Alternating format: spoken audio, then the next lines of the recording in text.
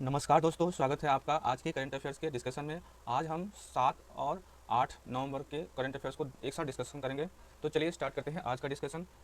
सबसे पहले हम बात करेंगे प्रधानमंत्री विद्या लक्ष्मी स्कीम के बारे में। तो केंद्र सरकार के द्वारा प्रधानमंत्री विद्या लक्ष्मी स्कीम को हरी झंडी दे दी गई है, यानी कि इसको स्वीकृति दे दी गई है। इसके तहत फाइनेंशियल सपोर्ट प्रोवाइड किया जाएगा जो भी मेरिटोरियस स्टूडेंट्स होंगे और जो हायर स्टडी करना चाहते हैं, उनको जो है वित्तीय सहयोग दिया जाएगा ताकि वो अपनी शिक्षा को पूरा कर सकें और अपने लक्ष्य अपने कैरियर को बना सकें। 2020 में जब नेशनल एजुकेशन पॉलिसी आया था, मतलब नई शिक्षा नीति जब आई थी, तो उसमें ये कहा गया था कि फाइनेंशियल असिस्टेंट देना चाहिए जो भी मेधावी छात्र हैं, जो पैसे की कमी की वजह से पढ़ाई बीच में छोड़ देते हैं, उनको सरकार के द्वारा फाइनेंशियल असिस्टेंट देनी चाहिए, या चाहे वो सरकारी स्कूल में पढ़ते हों या प्राइवेट कॉलेज में पढ़ते हों। तो इसी अवधारणा को सरकार के द्वारा आगे बढ़ाने के लिए प्रधानमंत्री विद्या लक्ष्मी स्कीम को लॉन्च किया गया है। इसका मेन उद्देश्य है फाइनेंशियल सपोर्ट प्रोवाइड करना, जो कि 3 तरह से होगा। एक तो जैसे लोन दिया जाएगा, तो वो आपको कोलेट्रल फ्री लोन होगा। कोलेट्रल फ्री लोन का मतलब ये होता है, कुछ आपको गारंटी नहीं देना पड़ेगा, आपको कुछ मॉर्गेज नहीं देना पड़ेगा, उसमें आपका कोई लॉस नहीं होगा। गारंटी फ्री होगा, यानी कि सरकार इसकी, जैसे बैंक अगर कोई आपको लोन देता है प्रधानमंत्री विद्या लक्ष्मी स्कीम के तहत, तो सरकार बैंक को गारंटी देगी, यानी कि 75% जो है बैंक बैंक का जो अमाउंट होगा उसका गारंटी सरकार लेगी। तो आपको कुछ नहीं करना है, आपको सिर्फ अप्लीकेशन करना है कि हमको लोन चाहिए इस स्कीम के तहत। कोलेट्रल फ्री, गारंटर फ्री और loan from bank and financial institution, जैसे बैंक के द्वारा लोन दिया जाता है और एक एनबीएफसी के द्वारा लोन दिया जाता है। तो एनबीएफसी के द्वारा भी लोन दिया जाता है और बैंक के द्वारा, तो दोनों इंस्टीट्यूशन के द्वारा लोन दिया जाता है। और इसके लिए फाइनेंशियल इंस्टीट्यूशन जो भी है उनके द्वारा लोन जो है वो दिया जाएगा, cover a full amount of tuition fee. और इस लोन में आपको जो आपका ट्यूशन फी होगा, कॉलेज का एक्सपेंस होगा, जो आपके रहने का एक्सपेंस होगा, उन सभी खर्चों को इसमें शामिल किया जाएगा। इसके लिए जो मिनिमम क्राइटेरिया है कि कौन सा व्यक्ति जो है, किस विद्यार्थी को जो है लोन दिया जाएगा, तो उसमें सबसे पहला जो है कि कोई भी स्टूडेंट है जो एडमिशन लेना चाहता है high quality higher educational institution में।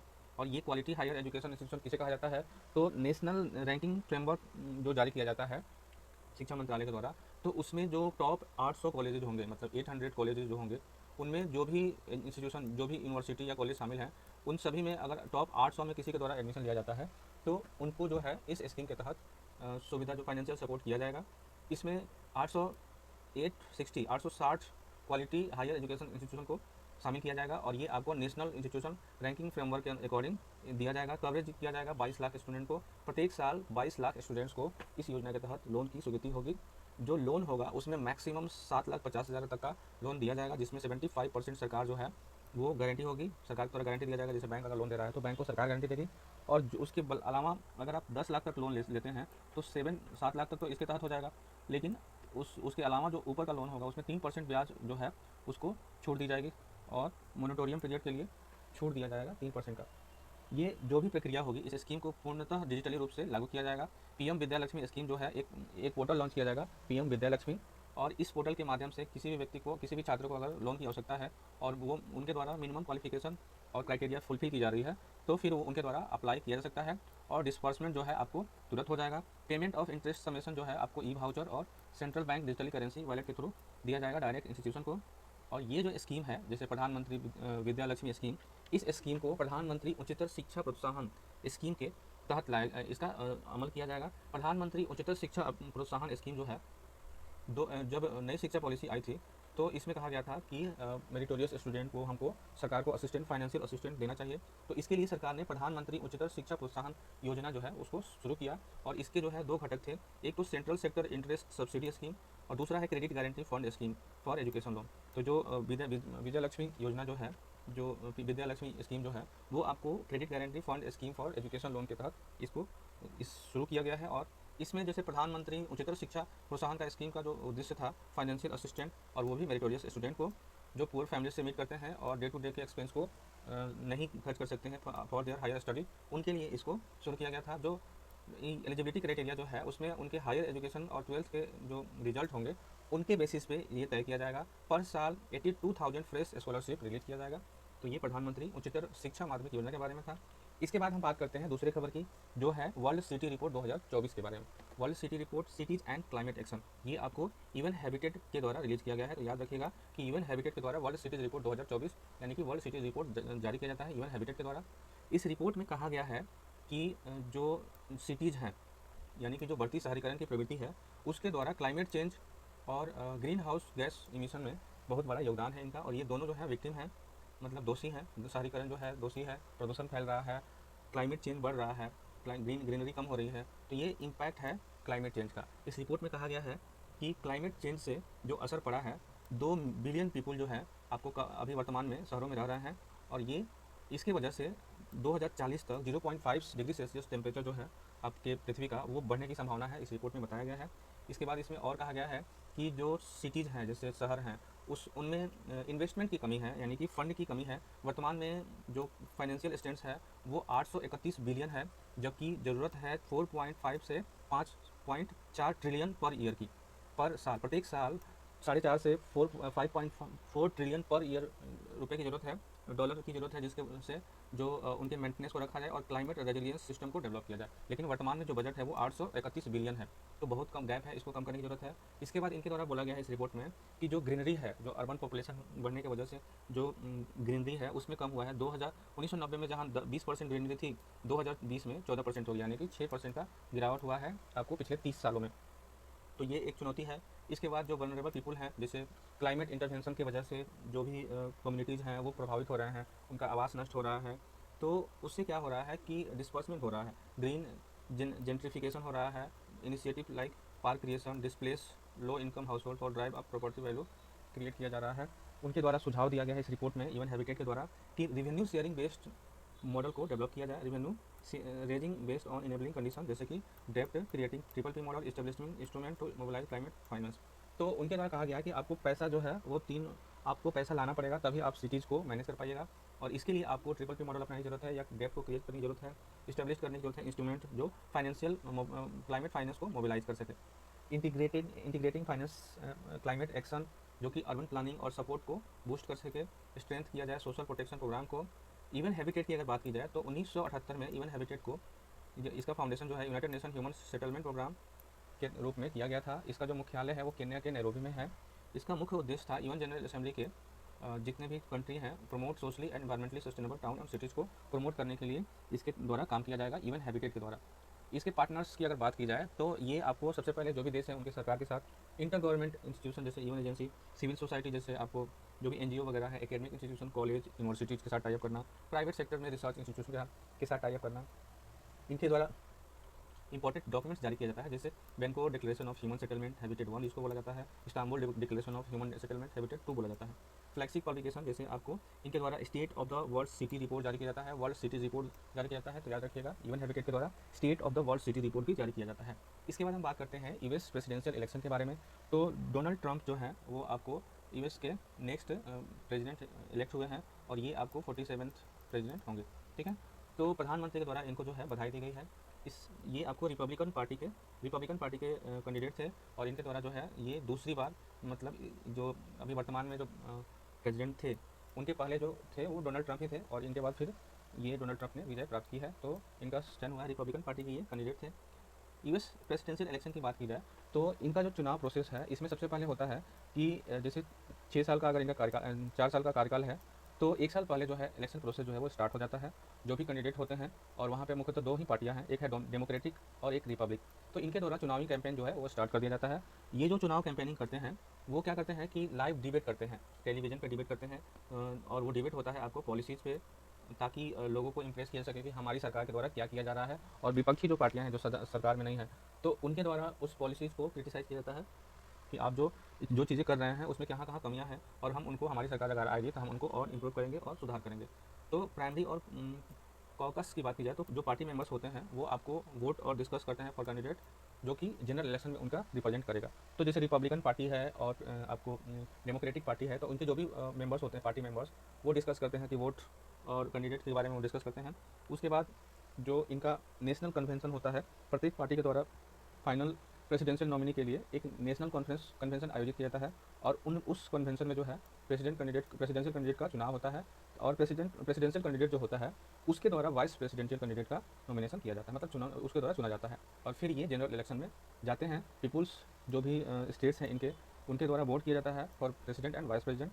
अमेरिका में क्या होता है कि ये vote for group of people, मतलब जो आम जनता होता है वो एक मतलब वहाँ के प्रत्येक राज्य में वो वोट करते हैं, और उन वहाँ से अपना जो निर्वाचक होता है जो वोट लेके जाता है, तो इलेक्टर उसको बोला जाता है, और ये इलेक्टोरल कॉलेज का के रूप में ये प्रेसिडेंट के रूप में प्रेसिडेंट को चयन करने के लिए ये जाते हैं चयन होकर। एक कैंडिडेट जो है वो आपको मेजोरिटी ऑफ वोट्स रिसीव करता है, तो उनको जो है candidate will receive all electoral votes for the state, तो उनको जो है विजित घोषित किया जाता है। इलेक्टोरल कॉलेज की अगर बात की जाए तो अमेरिका में 538 जो है स्टेट्स हैं, और प्रत्येक स्टेट में एक जो है आपको इलेक्टोरल है। Each electoral cast 1 vote following general election, एक वोट उनके द्वारा दिया जाता है, और candidates who gets more than half, यानी कि 270 जिनको मिलता है वो प्रेसिडेंट बनते हैं, 270 मिलता है तो वो यूएसए के प्रेसिडेंट बनते हैं। भारत की अगर बात की जाए तो भारत में जो राष्ट्रपति का चुनाव होता है वो इनडायरेक्टली होता है, और इसमें आपको जो एमपी होते हैं उनका मत जो है लिया जाता है। Elected member of legislative assembly और कुछ स्टेट्स और यूटी के मेंबर शामिल होते हैं। भारत का जो इलेक्शन प्रेसिडेंट का इलेक्शन जो होता है वो आपको सिस्टम ऑफ प्रोपोर्शनल रिप्रेजेंटेशन के थ्रू किया जाता है। Single transferable voting using secret ballot के थ्रू इनका प्रोसेस होता है। इसके बाद हम बात करते हैं इलेक्शन मैनेजमेंट प्रोसेस की, जो कि अमेरिका में होता है। तो सेंट्रलाइज अथॉरिटी होती है जिसके द्वारा इलेक्शन को देखा जाता है। यहाँ पे इलेक्शन कमीशन नहीं, फेडरल इलेक्शन कमीशन होता है, जो कि इलेक्शन प्रोसेस को, कैंपेन को फाइनेंस करता है। Election are notably held for 4 years, every 4 years, मतलब प्रत्येक 4 साल में इलेक्शन जो होता है, और वो भी इनका जो है वो फिक्स डेट है, मतलब first Tuesday after first Monday in November के फर्स्ट ट्यूसडे के मतलब फर्स्ट मंडे के ट्यूसडे को होता है, और ये आपको प्रथा जो है 1835 से चली आ रही है। इसके बाद हम बात करते हैं अगले खबर की, जिसमें कहा गया है फूड कॉर्पोरेशन ऑफ इंडिया के बारे में। तो भारत सरकार के द्वारा, कैबिनेट के द्वारा 10,700 करोड़ रुपया जो है एफसीआई के लिए रिलीज़ किया गया है। एफसीआई इस फंड को जो है 2024-25 में वर्किंग कैपिटल के रूप में यूज करेगा, ताकि इनके द्वारा जो भी सुविधाएं दी जाती हैं, जैसे किसानों से इनके द्वारा अनाज खरीदा जाता है, तो उनके पेमेंट के लिए इनको पैसा रिलीज़ किया गया है 10,700 करोड़। ये आपको है डिसीजन जो है, इससे आपको एग्रीकल्चर सेक्टर से किसानों को सहूलियत होगी, वो अपना फसल बेच सकेंगे और उनको पैसा मिल सकेगा, वेलफेयर ऑफ फार्मर्स सुनिश्चित हो सकेगा। एफसीआई की अगर बात की जाए तो ये एक पब्लिक सेक्टर अंडरटेकिंग है। मिनिस्ट्री ऑफ कंज्यूमर अफेयर्स, मतलब आपको कंज्यूमर अफेयर्स, फूड और पब्लिक डिस्ट्रीब्यूशन के द्वारा इसको चलाया जाता है। फूड कॉर्पोरेशन एक्ट 1964 के द्वारा इसकी स्थापना हुई थी। ये आपको इनके द्वारा क्या किया जाता है कि जो भी खाद्यान्न होते हैं, जैसे धान, और जिसका एमएसपी जारी किया जाता है सरकार के द्वारा, तो उनको इनके द्वारा जो है खरीदा जाता है और उनको स्टोर किया जाता है। उसी स्टोर अनाज को जो है पीडीएस के लिए पब्लिक डिस्ट्रीब्यूशन सिस्टम के थ्रू डिस्ट्रीब्यूट किया जाता है। उसके अलावा जो भी जो रिजर्व कैटेगरी होता है, जैसे बफर स्टॉक बनाया जाता है, ताकि अगर किसी कमोडिटी का डिमांड जो है वो बढ़ गया और सप्लाई जो है वो कम है, पैदावार कम है, तो सरकार मार्केट में रिलीज करती है। जैसे आए दिन आप देखते होंगे कि प्याज का दाम जब बढ़ जाता है तो सरकार के द्वारा प्याज बेचा जाता है, वो बफर स्टॉक से बेचा जाता है, ठीक है। या सरकार जो है आपको अनाज बेच करती है, प्याज हो गया, टमाटो हो गया, तो वो बफर स्टॉक जो है क्रिएट किया जाता है। इसके बाद हम बात करते हैं सेंट्रल वाटर कमीशन के बारे में। तो सेंट्रल वाटर कमीशन के द्वारा एक रिपोर्ट जारी की गई है। इसमें कहा गया है कि हिमालय का जो ग्लेशियर लेक्स है वो एक्सपेंड हो रहा है, यानी कि बढ़ रहा है। तो उसका जो मुख्य मेजर कारण है वो आपको क्लाइमेट चेंज और increase chance of glacier lake, ये आपको कम्युनिटी और बायोडाइवर्सिटी को बढ़ावा, इसको रिस्क पैदा कर रहा है, और इसकी वजह से ग्लेशियर लेक आउटबर्स्ट फ्लड जो है उसमें इजाफा हुआ है। इस रिपोर्ट में कहा गया है कि हिमालय रीजन में 10.8% जो है उसका सरफेस एरिया जो है उसमें बढ़ोतरी हुई है, जिसमें भारत में 34% जो है सरफेस एक्सपेंस हुआ है, यानी कि पानी का जो है बहाव है वो कम हुआ, मतलब ज़्यादा हुआ है। जो कि हाई रिस्क लेक्स जैसे 67 लैक्स जो इंडिया में है, उसमें 40% में सरफेस एरिया में बढ़ोतरी हुई है, और ये आपको एक पोटेंशियल रिस्क है। ट्रांस बाउंड्री रिस्क में बढ़ोतरी हुई है, जैसे इसके वजह से ग्लोबल एक्सपेंड हुआ है ग्लोबल लेक, जो कि भूटान, नेपाल और चाइना को प्रभावित कर रहा है। इसका जो मॉनिटरिंग होता है आपको सेंटिनल-1 और सेंटिनल-2 के सिंथेटिक अपर्चर रडार के द्वारा इसका मॉनिटरिंग किया जाता है। ग्लेशियर लेक जो है वो मुख्य रूप से किसे कहा जाता है, तो यह एक प्रकार का वाटर बॉडी होता है, जो कि ग्लेशियर, मतलब जो नदी जो है पहाड़ों से निकलती हैं, तो उनमें पानी मुख्यतः जो है बर्फ के पिघलने से आता है, तो उन्हीं को जो है ग्लेशियर लेक बोला जाता है। जो ग्लेशियर GLOF के बारे में, sudden release of water retain in a glacier lake that can be located in front at side. तो बहुत सारा जो ग्लेशियर लेक है उसमें पानी का जमावड़ा जो कि बढ़ जाता है, क्योंकि कभी पहाड़ों पे बरसात हो गई, जैसे बिहार में अगर बाढ़ आता है तो नेपाल के जब तराई इलाकों में जब पहाड़ों से पानी जो है निकलते हुए और निचले इलाकों में आती है, तो जो बिहार का क्षेत्र है वो बाढ़ से प्रभावित हो जाता है, क्योंकि ये जो है तराई क्षेत्र है और यहाँ पे पानी आके ऊपर से यहाँ टिक जाता है। तो ये जो नदियाँ हैं जो जहाँ से पानी आती है, तो ये हिमालय से निकलती हैं, और चूँकि हिमालय से बर्फ़ पिघल रहा है तो बारिश के साथ साथ बर्फ़ का भी पानी यहाँ पे आता है, इसके वजह से इनका फ्लो जो है वो बढ़ रहा है। जैसे सिक्किम में 2023 में एक घटना हुई थी, साउथ लोनोक लेक जो है उसका फ्लो बढ़ गया था। सीबीसी की अगर बात की जाए तो 1945 में डॉक्टर अंबेडकर की अध्यक्षता वाली कमेटी की सिफारिश पर सेंट्रल वाटर कमीशन की स्थापना हुई थी और नई दिल्ली में इसका मुख्यालय है। मिनिस्ट्री ऑफ जल शक्ति जो है इसको नोडल एजेंसी है, मतलब मंत्रालय है। ये आपको इसका अध्यक्ष जो है सीबीसी के, वो आपको भारत सरकार के जो जल शक्ति मंत्रालय के सचिव होते हैं, वो पदेन अध्यक्ष होते हैं। इसका जो मुख्य उद्देश्य है, promote integrated and sustainable development and maintain of India's water resource. तो याद रखिएगा कि वाटर रिसोर्स को मेंटेन किया जाता है, लेकिन इसमें एक डिफरेंसेस है, ये आपको ध्यान से देखना पड़ेगा कि केवल सीबीसी जो है वो केवल सरफेस वाटर के प्रॉब्लम को इनके द्वारा डील किया जाता है। सरफेस वाटर, सतह पे जो पानी है, जैसे समुद्र हो गया या पहाड़ों से जो आती है नदियाँ, सतह पे जो पानी है वो आपको सीबीसी के द्वारा मॉनिटर किया जाता है। उसके अलावा जैसे सेंट्रल ग्राउंड वाटर बोर्ड जो है, उनके द्वारा ग्राउंड वाटर को मॉनिटर किया जाता है। तो ध्यान रखिएगा कि सेंट्रल ग्राउंड वाटर बोर्ड के द्वारा ग्राउंड वाटर को डील किया जाता है और सरफेस वाटर को सिर्फ सीबीसी के द्वारा डील किया जाता है। ठीक है। इसके बाद हम बात करते हैं चंद्रशेखर वेंकट रमन, सीवी रमन के बारे में। 1888 में इनका जन्म हुआ था और 1970 में ये हम लोग के बीच से चले गए थे। तो इनका हाल ही में जो है बर्थ एनिवर्सरी मनाया गया है। इनका जो जन्म हुआ था वो तिरुचिरापल्ली तमिलनाडु में हुआ था और इनके द्वारा इंडियन जर्नल्स ऑफ फिजिक्स चलाया गया था। इंडियन एकेडमी ऑफ साइंसेज जो कि एक रजिस्टर्ड संस्था है सोसाइटी रजिस्ट्रेशन के तहत। 1930 में इनको नोबेल प्राइज़ मिला था, नोबेल प्राइज़ फिजिक्स में मिला था। भारत रत्न इनको 1954 में मिला। नेशनल साइंस डे जो है 1928 से इनकी याद में रमन इफेक्ट के कारण नेशनल साइंस डे जो है वो मनाया जाता है। रमन इफेक्ट एक ऐसी अवस्था होती है जिसमें जो प्रकाश की तरंगें होती हैं वो किसी लिक्विड से पास करती हैं और वो उनकी जो किरणें होती हैं वो स्कट आउट हो जाती हैं by liquid in different colour. तो वो जैसे प्रकाश की किरणों से पारित वो पास करती हैं, वो बढ़ जाती हैं अलग अलग क्षेत्रों में और अलग अलग कलर्स में। तो ये रमन प्रभाव इसको कहा गया था। इसके बाद हम बात करते हैं टूना फिश के बारे में। टूना फिश जो है हाल ही में मिनिस्ट्री ऑफ फिशरिंग डिपार्टमेंट जो कि जिनके द्वारा टूना क्लस्टर इन अंडमान और आइलैंड में प्रधानमंत्री मत्स्य संपदा योजना के तहत जो है जारी किया गया है। टूना फिश की अगर बात की जाए तो ये सॉल्ट वाटर में होते हैं। इनको जो है स्ट्रीमलाइन बॉडी के रूप में जाना जाता है। पावरफुल स्विमिंग एबिलिटी होती है इनमें और ट्रॉपिकल और टेम्परेट ओशन में ये पाए जाते हैं। ये highly used global fishing industry में इनका वैल्यू होता है। ये प्रोटीन में इनमें प्रोटीन की मात्रा अधिक होती है। टूना जो मछली है वो pelagic fish, meaning they live beyond the continental shelf in open sea. ये ओपन सी में रहते हैं। इनके सिग्निफिकेंस की अगर बात की जाए तो इकोनॉमिक्स जनरेट करते हैं, economics of scale, increase incomes, accelerate growth in fishery sector. इनके द्वारा जो है मार्केट क्षेत्र में काफ़ी योगदान दिया जाता है, जिससे रोजगार उत्पन्न होता है, लोगों को आमदनी होती है। इंफ्रास्ट्रक्चर फॉर एक्सपोर्ट एक्टिविटी में इनका योगदान है, जैसे एशियन कंट्री में। इसके बाद हम बात करते हैं इन्वायरमेंटल प्रोटेक्शन रूल्स 2024 के बारे में। तो मिनिस्ट्री ऑफ पर्यावरण के द्वारा इसको जारी किया गया है और इनमें जो रूल है इसमें इंक्वायरी और पेनल्टी पोजीशन को जो है नया तरह से डिफाइन किया गया है। इसमें कहा गया है कि अगर किसी के द्वारा इन्वायरमेंटल रेगुलेशन के रूल्स को तोड़ा जाता है तो ये जैसे सीपीसीबी और एसपीसीबी पॉल्यूशन कंट्रोल कमेटी जो है उनके द्वारा फाइन किया जाएगा, उनके पास कंप्लेन किया जा सकता है। अगर जुडिशल मतलब न्यायिक क्षेत्र का कोई इशू है तो उसको जो है अप्रोप्रिएट अथॉरिटी के थ्रू ट्रांसफर किया जा सकता है। इनिशिएशन ऑफ इंक्वायरी इसके द्वारा डिजाइन किया गया है एडजस्टिंग 30 दिनों में इनकी सुनवाई करनी आ सकता है, जो कि section 15C environment protection act के तहत इसको दिया गया है कि 30 दिनों में सुनवाई करने की जरूरत है और 15 दिन में रिप्लाई भी करना जरूरी है। प्राइमरी मतलब समय से किसी भी इंक्वायरी को निष्पादित करने के लिए मैक्सिमम 6 महीने का टाइम फ्रेम जो है नोटिस दिया गया है। इसके बाद हम बात करते हैं कैरिकम कम्युनिटी के बारे में। तो कैरिकम कम्युनिटी जो है रिसेंटली इसका जो सेकेंड मीटिंग जो है आपको भारत और कैरिकम के बीच आयोजित हुआ वर्चुअली। ये एक रीजनल ऑर्गेनाइजेशन है जिसके द्वारा इकोनॉमिक इंटीग्रेशन और कोऑपरेशन को प्रमोट किया जाता है कैरिबियन सी में। 1973 में इसकी स्थापना हुई थी। गुआना के गॉटन टाउन में इसका मुख्यालय है। ऑब्जर्वर स्टेट जो है यूनाइटेड नेशन जनरल असेंबली 1991 से है। इसमें टोटल 20 कंट्रीज हैं, कंसिस्ट ऑफ 20 कंट्रीज मेंबर्स, जिसमें 15 देश में एंटीगुआ और बरमूडा, बरमास, बर्बाडोस, बेलीज, डोमिनिका, ये सारे कंट्री हैं, आप देख सकते हैं। और 6 एसोसिएट स्टेट्स हैं जैसे Angola, Bermuda island, British Virgin island इत्यादि।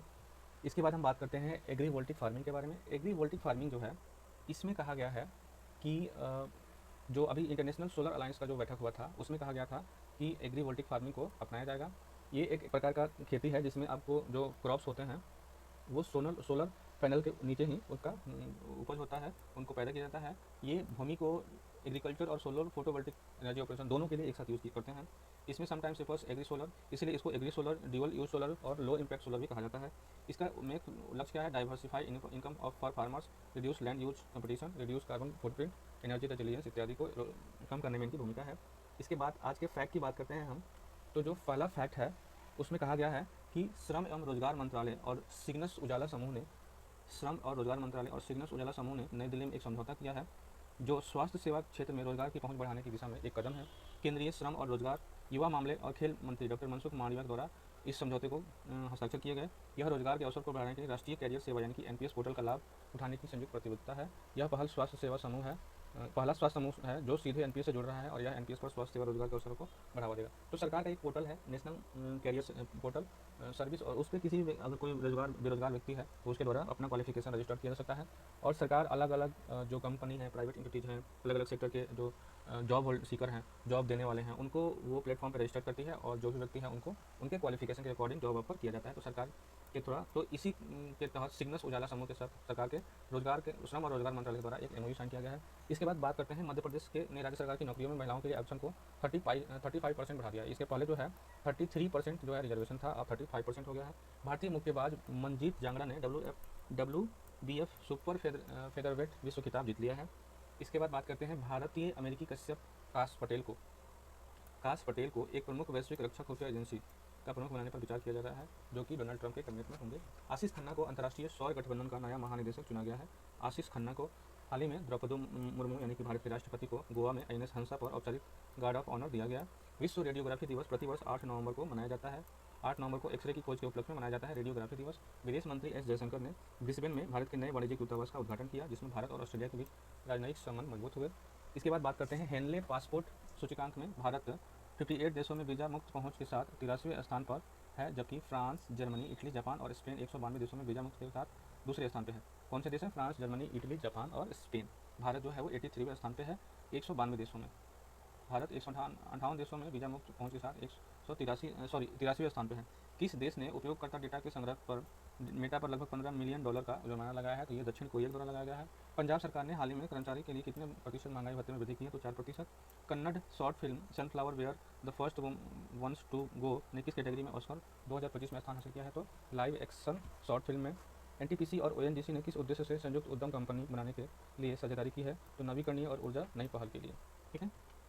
इसके बाद बात करते हैं यूएस में 47वें राष्ट्रपति के रूप में रिपब्लिक पार्टी के डोनाल्ड ट्रंप को चुना गया है। हाल ही में समाचार महासागर शिखर सम्मेलन की मेजबानी किस देश ने की? तो भारत ने की। इसके बाद यूएसए में 47वें राष्ट्रपति के रूप में डोनाल्ड ट्रंप को नियुक्त किया गया है। तो ये थी आज की खबर। मिलते हैं अगले डिस्कशन के साथ, तब तक के लिए धन्यवाद।